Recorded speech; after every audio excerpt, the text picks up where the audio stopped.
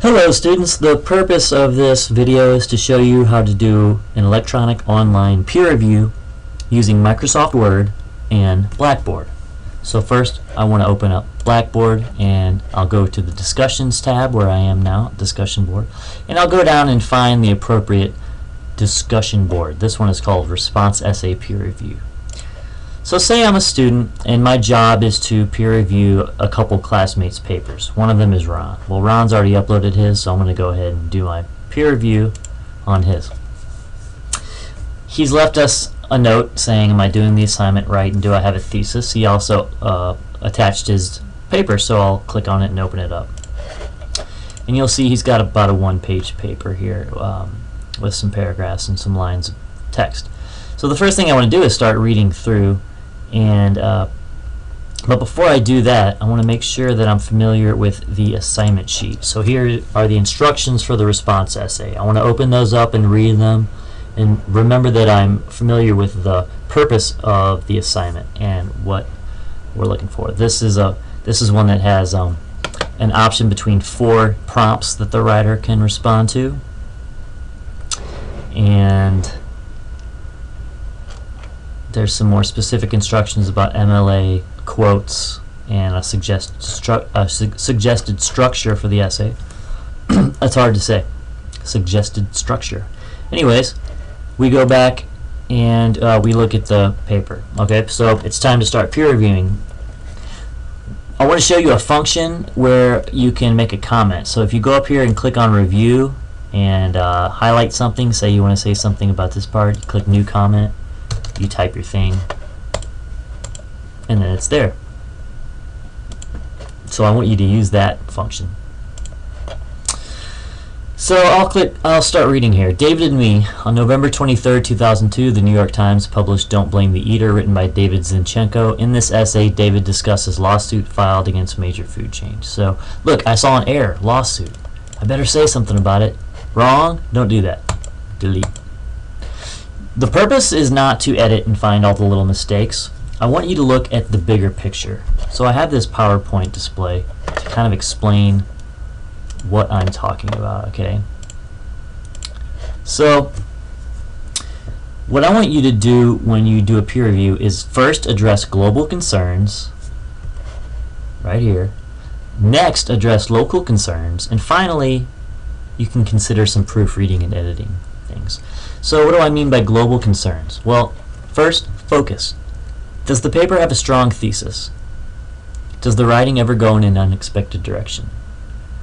Look at the purpose. Can you tell what the writer is intending to accomplish with the writing? Or does it kind of go off track? And is the writer attending to the purpose outlined in the instructions? Look at the organization. Do any parts repeat ideas? Do any parts need to be moved around? Look at the development. Are there places where examples or evidence are needed? When a claim is made, is there information to back it up? And then look at audience and genre. Who is supposed to read this? Does the writing consider that audience? Does the writing consider genre conventions? And when I say genre convention, I mean, are you writing a conventional academic essay? Is this a letter to the editor? What kind of writing is this? Once you've done that, you can move on to local concerns. Are there topic sentences to alert the reader of the topics of paragraphs? Are there transitions between paragraphs? Are any paragraphs or sentences confusing? And is the writer using an effective style for the assignment? Are they too formal, not formal enough, too sarcastic, too angry? Consider local concerns. Finally, proofreading and editing. And I wrote this in black because I think it's pretty important. Let the writer do their own checking for errors and mistakes. That's really their job, and when we're doing peer reviewing, it's not really very helpful to just go through and edit. However, if you see issues that happen often, go ahead and alert the writer to those patterns, but just make sure you don't mark every single little error, because that's not that helpful. So here we are back at the paper. Let's consider those things. On November 23rd, 2002, the New York Times published Don't Blame the Eater, written by David Zinchenko. In this essay, David discusses lawsuit filed against major food chain. chains. Growing up, I was always taught to take responsibility for your own actions. The text suggests that fast food chains may be at fault for increasing child obesity due to rigorous marketing strategy directed towards children in low-income families. Fast food companies are marketing to children a product with proven health hazards and no warning labels. I feel as if every consumer has the choice on items they consume in life. As far as low-income households, there are an abundance of resources available to families in such need for healthier meal options. As a child that also grew up with only one parent at home, I sympathize with David and everyday struggles that single parents go through. It's my belief that even if corporate food chains do offer nutritional labels on food items, not much change will be seen. As I read Don't Blame the Eater, I found myself becoming irritated to the fact that most of childhood obesity is a stem of laziness rather than an only option. So the first thing I think is this paper is kind of bouncing around all over the place. That would be the kind of comment I might want to write towards the end, because I always want you to write a letter at the end. You might say something like, first explain some of the positives. Great job, including personal experience. What else did Ron do well? Because people need to know what they did well.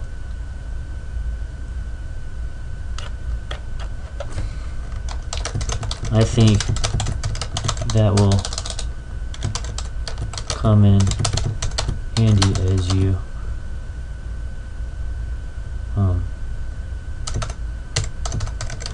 fulfill your purpose of responding to the text. What else did he do well? So when you explain what people did well, it lets them know that there's at least some things that they don't have to do again. I'm going to make this what we call a marginal comment, a new comment. Nice job giving the text basic info.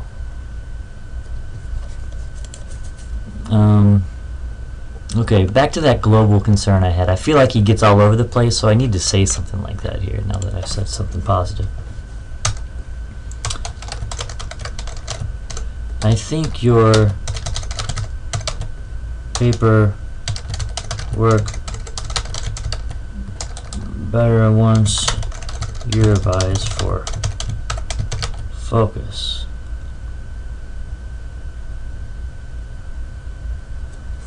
Now, why do I think that? Well, you talk about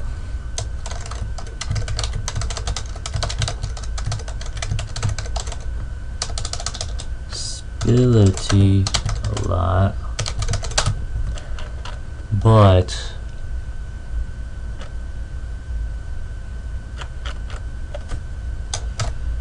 I'm not sure what your overall thesis is. And that's really because it's kind of hard to find one. Usually they go right here, especially in an essay this short. But I feel as if, as I was reading through this, I started to really get a thesis here. There's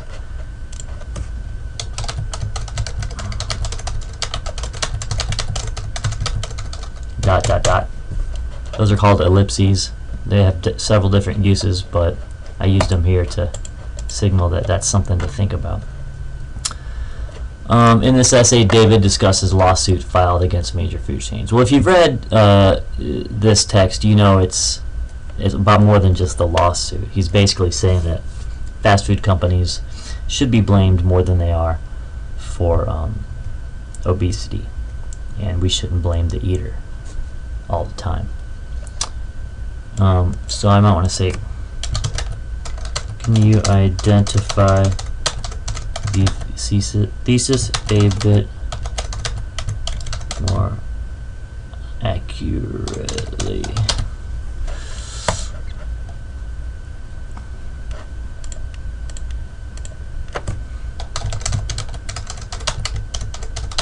Also, right to this, for your thesis. Notice I haven't said anything about these line problems here. I haven't said anything about the fact that he jumps lines here, or the fact that he said lawsuit.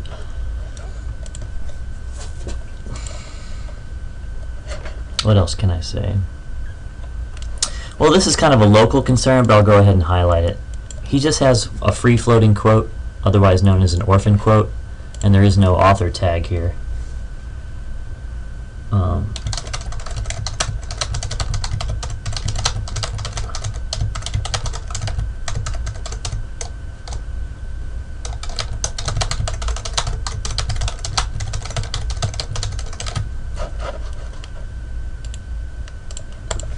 So I've got that comment there.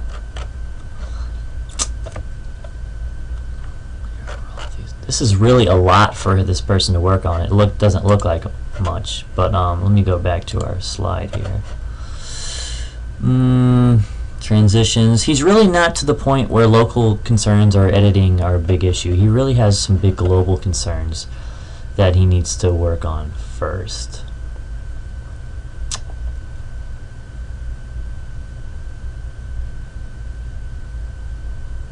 Organization, do any parts repeat ideas? I feel like he's repeating a lot of ideas. He knows that he wants to say something. I can't tell what the writer's intending to accomplish, so maybe I should write that.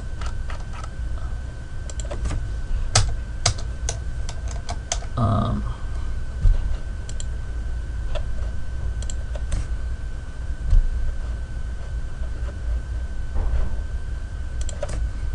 gonna move this down.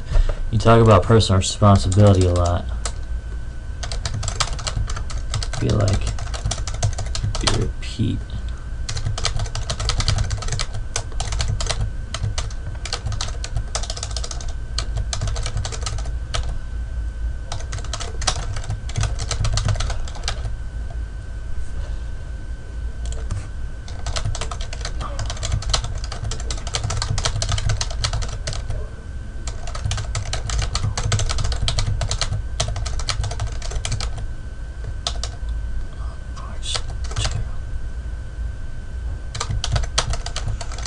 It's kind of a tough one because he doesn't really have a thesis yet. I mean, I'm pretty sure it's going to be something around here, but I don't really know because I kind of get the sense that he wrote this quickly in one draft and didn't do much pre-revising and just sent it in.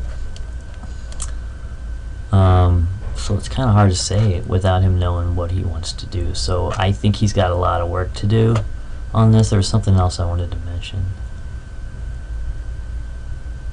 Repeating ideas. Yeah, what is he intending to accomplish?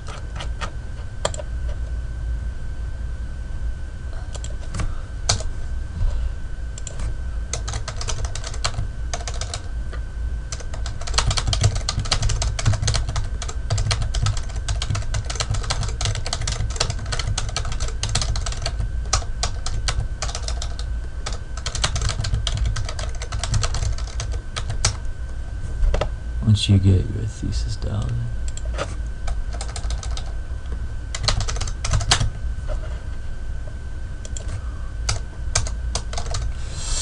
So here's a little letter to Ron at the end.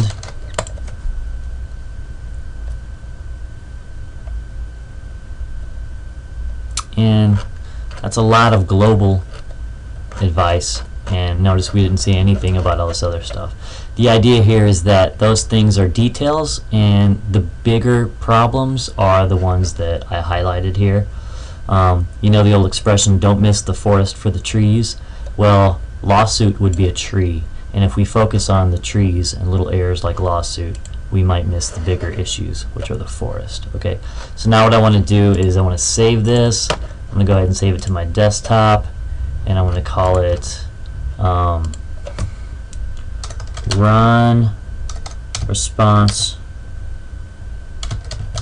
comment by Joe, and I'm going to put it on the desktop. Okay, so there's that, and let's see. Okay, so what I want to do now is I want to reply and say, here you go, and then browse my computer and go back to the desktop, and I need to find Run.